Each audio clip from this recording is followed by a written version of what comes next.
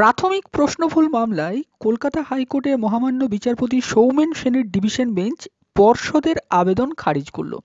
বিষয়টা কি? দেখুন, প্রাথমিকে 2014 সালের 6টি প্রশ্ন ভুল রয়েছে 14 সালের টেটের। এই মর্মে সকলকে নম্বর দিতে হবে, এরকম একটা জাজমেন্ট জাস্টিস সুব্রত তালুকদারের ডিভিশন বেঞ্চ থেকে এসেছিল। এবার তারপরে পর্ষদ কিন্তু কাউকেই 6 নম্বর দেয়নি। প্রায় বলা যেতে পারে 4 মাস 5 মাস কেটে যাওয়ার পরেও যখন পর্ষদ কাউকে নাম্বারটা দিচ্ছিল না, তখন কিন্তু প্রার্থীরাই ইনিশিয়েটিভ নিয়ে কোর্টে যায় জাস্টিস অভিজিৎ গঙ্গোপাধ্যায়ের এজলাসে 6 নম্বর পাওয়ার জন্য। এবং জাস্টিস অভিজিৎ গঙ্গোপাধ্যায় নির্দেশ দিয়েছিলেন সেই 6 নম্বর দেওয়ার এবং ইন্টারভিউ নেওয়ার।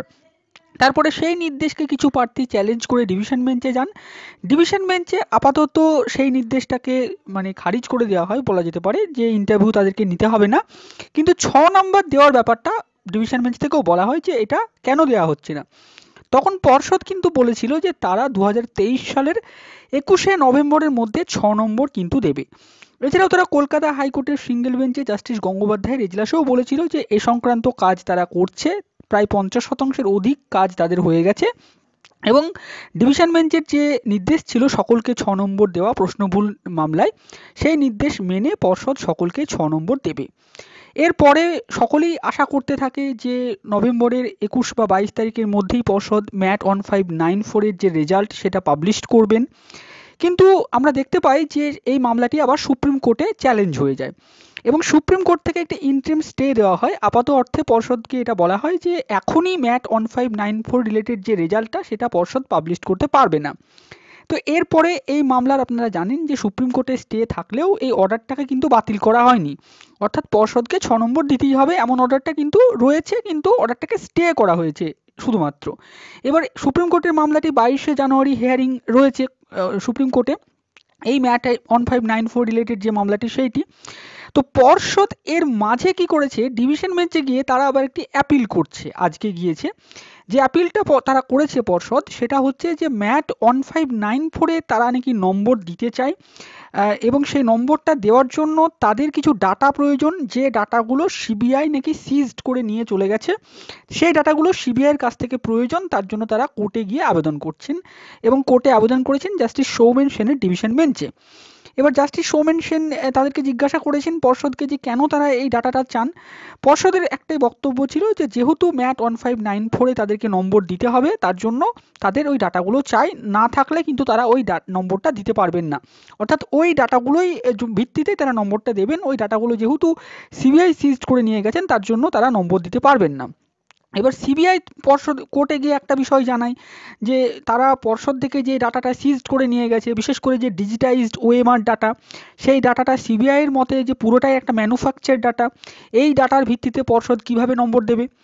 এবার দেখুন, পর্ষদ কিন্তু এই বিষয়টা খুব ভালো করেই জানে যে সিবিআই এটা কোর্টে বলবে এবং কোর্টে এটা বলা মাত্রই কোর্টও ডেফিনেটলি এটা নির্দেশ দেবে যে তাহলে সিবিআইয়ের কাছে যে ডাটাটা রয়েছে সেটা সিবিআই যদি মনে করে সেই ডাটাটার মধ্যে ভুল রয়েছে, গলদ রয়েছে, তাহলে সেই ডাটাটার ভিত্তিতে আপনারাই কীভাবে নম্বর দেবেন বা আপনাদেরকে কীভাবেই বা সিবিআই ওই ডাটাটা দেবে যতক্ষণ না সিবিআই সেটাকে এক্সামিন করছে। তার জন্য কিন্তু পর্ষদের এই আবেদনটাকে খারিজ করে দেওয়া হয়। অর্থাৎ পর্ষদ যে আবেদনটা জানিয়েছিলেন যে তাদেরকে সিজার লিস্টটা দিতে হবে, যে সিজার লিস্টের যে ডিজিটাইজ ডাটার অংশটা সেটা তাদেরকে দিতে হবে সিবিআইয়ের কাছ থেকে নিয়ে গিয়ে, তার ভিত্তিতে তারা 6 নম্বর দেবে। তো যারা মামলাকারীর আইনজীবীরা ছিলেন তারাও প্রবল আপত্তি তোলেন, তারা এটা বলেন যে পর্ষদ কেন এই ডাটাটা চাইছে, তারা আগে এটা চায়নি, এখন তারা নতুন করে কেন চাইছে। এছাড়াও এই মামলাটি সুপ্রিম কোর্টে স্টে হয়ে রয়েছে আপাত অর্থে, তো এখন তো নম্বর দেওয়ার যে ব্যাপারটা সেটাও তো প্রশ্ন উঠছে না। এবং আগে পর্ষদ যখন এই বিষয়টা নিয়ে কখনো কিচ্ছু বলেনি, তারা বলেছিল যে তারা নম্বর দিতে চায়, তারা প্রস্তুত, তারা রেজাল্ট পাবলিশ করবে। এখন হঠাৎ করে এসে তাদের কি এমন মাথায় হলো যে তারা আবেদন করছেন যে তাদের নতুন করে সিজার লিস্ট প্রয়োজন, ডিজিটাইজড ওএমআর যে ডাটাটা সেটা প্রয়োজন। তো দেখুন, আমার যতটুকু মনে হচ্ছে এটা অ্যানালাইসিস করে যে পর্ষদ কিন্তু এই ছুতোটাই খুঁজছিল। ছুতোটা কেন?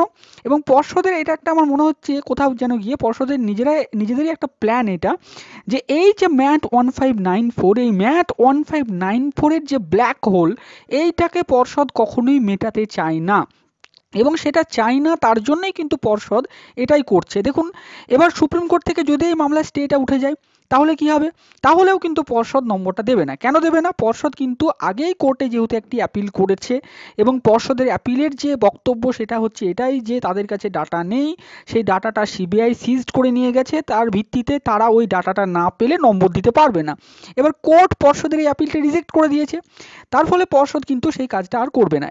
আমার যতটুকু মনে হচ্ছে এইটাই, এবং পর্ষদের চাল এইটাই। কিন্তু সবথেকে যেটা বলা যেতে পারে পজিটিভ খবর, সেটা হচ্ছে বিচারপতি কিন্তু পর্ষদকে যেটা বলেছেন যে এই যে 6 নম্বর দেওয়ার ব্যাপারে যে জাজমেন্টটা ছিল, সেই জাজমেন্টটা কিন্তু যেমন ছিল তেমনই থাকবে। অর্থাৎ 6 নম্বর কিন্তু পর্ষদকে দিতেই হচ্ছে। এখন পর্ষদ সেটা কিভাবে দেবে, কেমন করে দিবে, সেটা পর্ষদেরই ব্যাপার। পর্ষদ আগে কিভাবে ভেবেছিল নম্বরটা দেওয়ার ব্যাপারে।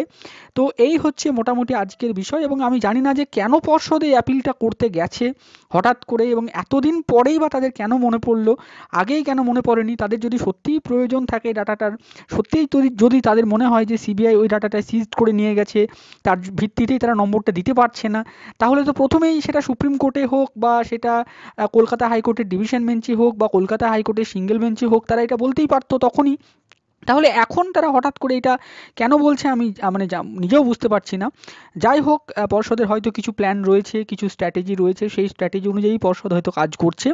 তো আপাতত অর্থে এইটাই, এবং যেটা সবথেকে খারাপ ব্যাপার যে ম্যাট 1594-এর যে জটিলতা, সেই জটিলতাটা যে কবে মিটবে এবং কবে যে যারা প্রার্থীরা রয়েছেন 6 নম্বর করে পাবেন, আদৌ কি তারা পাবেন কি না, এটাও একটা প্রশ্নের ব্যাপার। তার কারণ সুপ্রিম কোর্টে বিষয়টা যদিও স্টে হয়ে রয়েছে, 22শে জানুয়ারি যার হিয়ারিং রয়েছে, সেখান থেকে আলটিমেটলি যদি স্টেটা উঠেও যায় তাহলেও যে নম্বরটা তারা পাবে কিনা সেটাও একটা অনিশ্চিত হতে চলেছে। তো ম্যাট 1594 সংক্রান্ত এই আপডেটটা টুকু ছিল, সেটুকু আপনাদের সাথে শেয়ার করলাম। ভিডিওটা ভালো লাগলে অবশ্যই লাইক করবেন এবং চ্যানেলে নতুন হলে অবশ্যই চ্যানেলটি সাবস্ক্রাইব করে রাখবেন।